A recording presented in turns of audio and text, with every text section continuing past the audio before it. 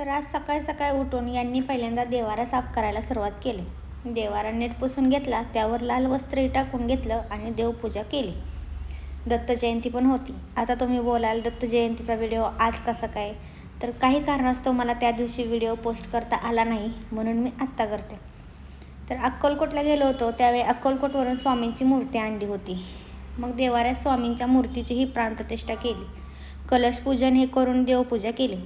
देवपूजा करून दारात रांगोळी काढली आणि तुळशीला पाणी घालून त्याची पूजा करून नंतर आम्ही गेलो पाणी आणि फुलं घेऊन महादेवाच्या मंदिरात. महादेवाला जल अर्पण केलं आणि दर्शन घेऊन नंतर आम्ही गेलो गणपती बाप्पाच्या मंदिरात. आपल्या लाडक्या बाप्पांचं दर्शन घेतलं आणि गेलो दत्त मंदिरात. तिथे शेजारी मारुतीरायाचं मंदिर होतं.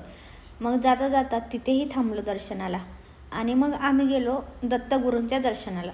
दत्त जयंतीनिमित्त मंदिर फुलांनी पूर्ण सजवलं होतं. मंदिरात जाऊन दत्तगुरूंचं दर्शन घेतलं. दर्शन घेऊन प्रसाद घेतलं. घरी जाऊन काय करू म्हणून मग तसंच पुढे आमच्या दुकानात जाऊन थोडा वेळ बसलं.